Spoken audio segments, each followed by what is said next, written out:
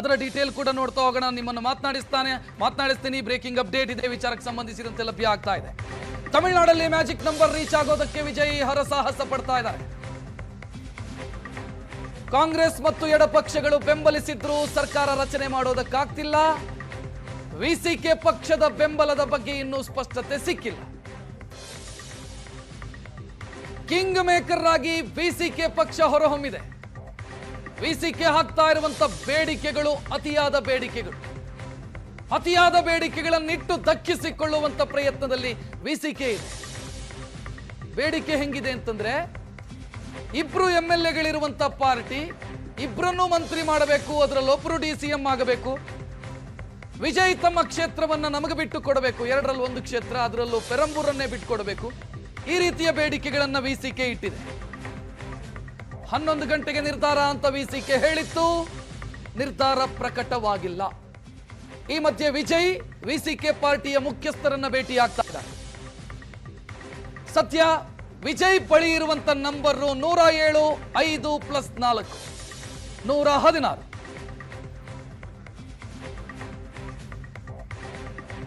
ಇನ್ನು ವಿಜಯ್ ಮೂರು ಬಾರಿ ರಾಜ್ಯಪಾಲರನ್ನ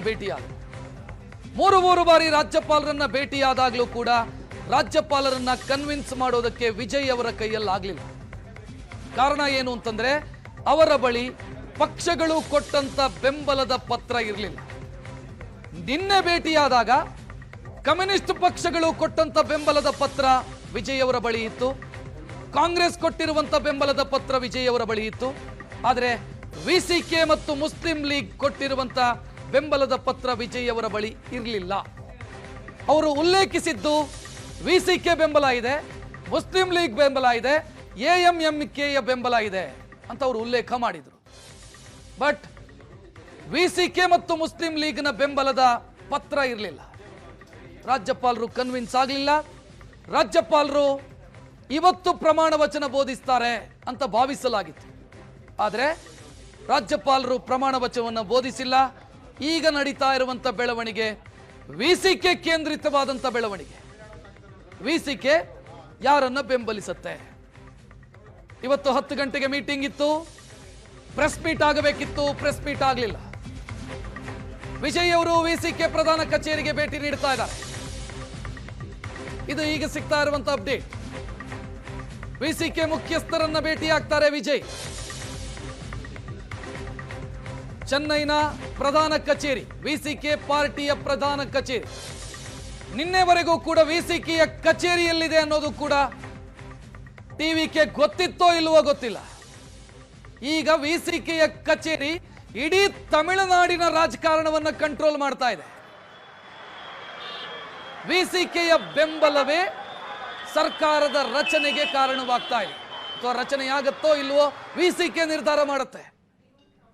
ವಿಡುದರೈ ಚಿರುತೆಗಳ್ ಕಚ್ಚಿ ಎನ್ನುವಂತ ಪಕ್ಷ ದಲಿತ ಕೇಂದ್ರಿತ ರಾಜಕಾರಣ ಮಾಡುತ್ತೆ ವಿಸಿಕೆ.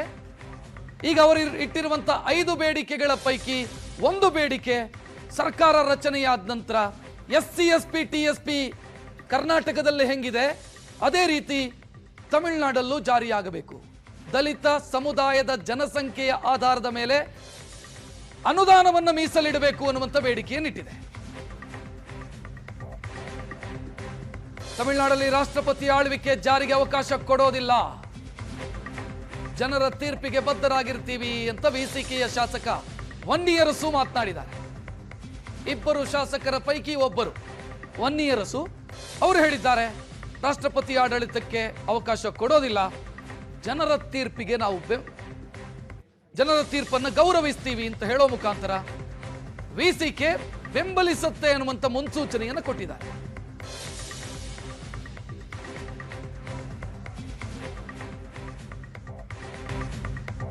ವಿಸಿಕೆ MLA ಮಾತನಾಡಿದ್ದನ್ನು ನೋಡಿದ್ರಿ. ತಲೈವರ್ ಎಡಕರ ಮುಡಿವು ಅಂದ್ರೆ ಯಾರು ನಮ್ಮ ಮುಖ್ಯಸ್ಥರು ಏನ್ ನಿರ್ಧಾರ ತೆಗೆದುಕೊಳ್ತಾರೋ ಅದಕ್ಕಾಗಿ ಕಾಯ್ತಾ ಇದ್ದೀವಿ. ವಿಜಯ್ ಇವತ್ತು ರಾಜ್ಯಪಾಲರನ್ನ ಭೇಟಿಯಾಗೋ ಸಾಧ್ಯತೆಯ ಬಗ್ಗೆಯೂ ಕೂಡ ಈಗ ಮಾಹಿತಿಗಳು ಲಭ್ಯ ಆಗ್ತಾ ಇದೆ. ವಿಸಿಕೆಯ ಬೆಂಬಲ ಘೋಷಣೆಯಾದರೆ ರಾಜ್ಯಪಾಲರನ್ನ ವಿಜಯ್ ಭೇಟಿಯಾಗ್ತಾರೆ. 3 ಬಾರಿ ಈಗಾಗಲೇ ವಿಜಯ್ ಭೇಟಿಯಾಗಿದ್ದಾರೆ ರಾಜ್ಯಪಾಲರನ್ನ.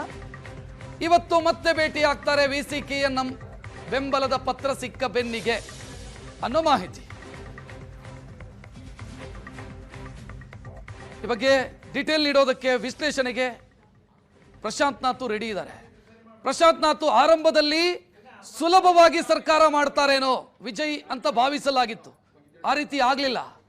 ಈಗ ವಿಸಿಕೆ ನಿರ್ಧಾರ ಮಾಡ್ತಾ ಇದೆ ಎಲ್ಲವನ್ನ, ವಿಸಿಕೆಯ ಬೇಡಿಕೆಗಳನ್ನ ಈಡೇರಿಸೋ ಹಂತದಲ್ಲಿ ಇದ್ದಾರೆ ಅಂತ ಅನ್ಸುತ್ತಾ ವಿಜಯ್? ರಕ್ಷತ್, ಮೊದಲ ದಿನ ವಿಜಯ್ ರಾಜ್ಯಪಾಲರ ಬಳಿಗೆ ಹೋಗಿ ಬಂದ ನಂತರ ವಿಜಯ್ಗನ್ನಿಸ್ತು ರಾಜ್ಯಪಾಲರು ಮೂಲಕ ಕೇಂದ್ರ ನಮ್ಮ ಅಧಿಕಾರವನ್ನು ಹಿಡಿಯದಂತೆ ಪ್ರಯತ್ನ ಮಾಡ್ತಾ ಇದೆ, ಹೀಗಾಗಿ DMK AIADMK ಒಟ್ಟಿಗೆ ಬರ್ಬೋದು ಅನ್ನುವ ಸ್ಪೆಕ್ಯುಲೇಷನ್ಗಳು ಸ್ಟಾರ್ಟ್ ಆದವು. ಆದರೆ ಇವತ್ತಿನ ಚುನಾವಣೆಯ ನಂತರದ ಪರಿಸ್ಥಿತಿಯಲ್ಲಿ AIADMK DMK ಒಟ್ಟಾಗಿ ಬರುವುದು ಬಹಳ ಕಷ್ಟ ಅಂತಕ್ಕಂಥದ್ದು ಎಲ್ರಿಗೂ ಗೊತ್ತು. ಯಾಕಂದರೆ 50 ವರ್ಷಗಳ ಕಾಲ ಕೇಡರ್ಗಳು, ನಾಯಕರು, ಶಾಸಕರು ಹೊಡೆದಾಡಿಕೊಂಡೇ ರಾಜಕಾರಣವನ್ನು ಮಾಡಿದ್ದಾರೆ. ಹೊಡೆದಾಡಿಕೊಂಡೇ ಇನ್ ದ ಸೆನ್ಸ್ ಪೊಲಿಟಿಕಲ್ ಪೈಪೋಟಿ ಅನ್ನೋದನ್ನು ನಾನು ಹೇಳ್ತಿದ್ದೀನಿ. ಹೀಗಿರುವಾಗ ರಾತ್ರೋರಾತ್ರಿ DMK AIADMK ವಿಜಯ ಕಾರಣದಿಂದ ಒಟ್ಟಾಗ್ತವೆ ಅಂತಕ್ಕಂಥ ಸ್ಥಿತಿಗತಿ ಇರಲಿಲ್ಲ. ಆದರೆ ವಿಜಯ್ ನನಗನ್ಸುತ್ತೆ ಲ್ಯಾಕ್ ಆಫ್ ಎಕ್ಸ್ಪೀರಿಯನ್ಸ್ ಅಂತಿರೋ ಅಥವಾ ಅವ್ರಿಗೆ ಸರಿಯಾಗಿರ್ತಕ್ಕಂಥ ಒಂದು ಪೊಲಿಟಿಕಲಿ ಕಾನ್ಸ್ಟಿಟ್ಯೂಷನಲಿ ಮಾರ್ಗದರ್ಶನ ಸಿಗಲಿಲ್ಲ ಅಂತಿರೋ ತರಾತುರಿಯಲ್ಲಿ ರಾಜ್ಯಪಾಲರನ್ನು ಹೋಗಿ ಭೇಟಿಯಾದರು.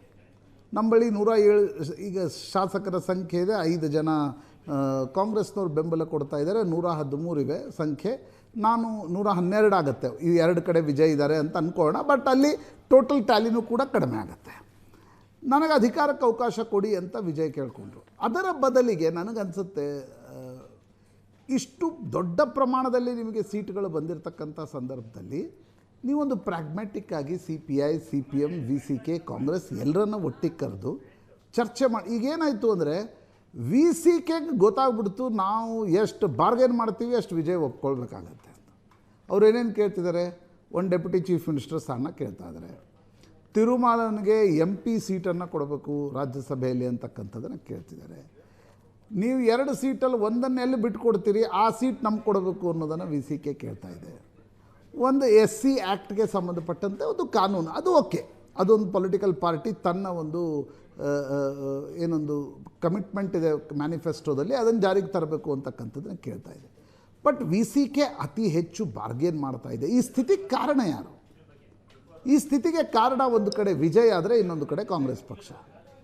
ಕಾಂಗ್ರೆಸ್ ಒಂದು ರಾಷ್ಟ್ರೀಯ ಪಕ್ಷವಾಗಿ ನೀವು ಹೋಗಿ 5 ಜನರಿಗೆ ಬೆಂಬಲ ಕೊಡ್ತಾ ಇದ್ರಿ, DMKನ ಬಿಟ್ಟು ಬರ್ತಾ ಇದ್ರಿ. ಸರಿ, DMKಯಲ್ಲಿರ್ತಕ್ಕಂಥ ಉಳಿದ ಸಣ್ಣ ಸಣ್ಣ ಪಕ್ಷಗಳನ್ನು ಒಟ್ಟಾಗಿ ಕರ್ಕೊಂಡು ಬರದೆ ಸರ್ಕಾರ ಆಗಲ್ಲ ಅನ್ನೋದು ಗೊತ್ತಿರಲಿಲ್ವಾ?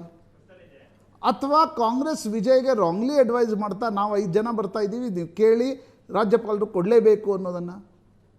ಎಲ್ಲೂ ಕೂಡ ರಾಜ್ಯಪಾಲರು ಕೊಡಲೇಬೇಕು ಅಂತಕ್ಕಂಥ ಯಾವುದೇ ನಿಯಮ ಇಲ್ಲ. ರಾಜ್ಯಪಾಲರಿಗೆ prima facie he should satisfy himself that 118 ಸೀಟದ ಒಂದು ಬೆಂಬಲ ಇವ್ರ ಬಳಿ ಇದೆ ಅಂತಕ್ಕಂಥದ್ದು ರಾಜ್ಯಪಾಲರು ಸ್ಯಾಟಿಸ್ಫೈ ಮಾಡ್ಕೊಳ್ಬೇಕು.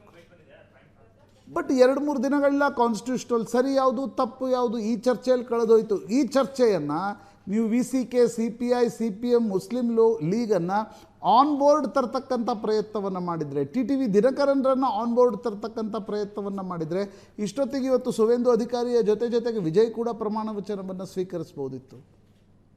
BJP ನಿಶ್ಚಿತವಾಗಿ ಆಟ ಆಡುತ್ತೆ, ನಾನು ಯಾವುದೇ BJP ಆಟ ಆಡಲ್ಲ ಈ ವಿಷಯದಲ್ಲಿ ಅವ್ರು ಭಾಳ ಅಂತಕ್ಕಂಥದ್ದನ್ನು ಹೇಳಲ್ಲ. ರಾಜ್ಯಪಾಲರನ್ನು ಇಟ್ಕೊಂಡು ಯಾವತ್ತಿಗೂ ಪೊಲಿಟಿಕಲ್ ಆಟವನ್ನು ಆಡ್ತಾ ಇದೆ.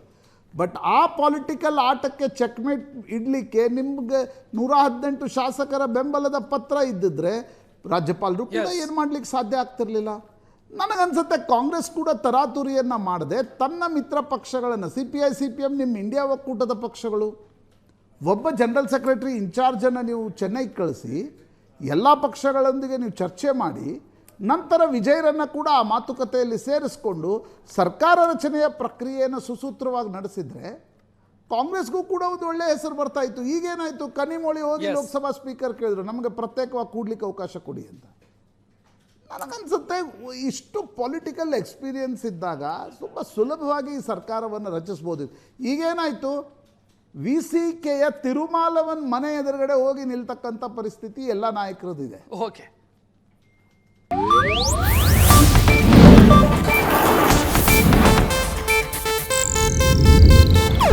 ಇದು ಏಷ್ಯಾನೆಟ್ ನ್ಯೂಸ್ ನೆಟ್ವರ್ಕ್ ಪ್ರಸ್ತುತಿ.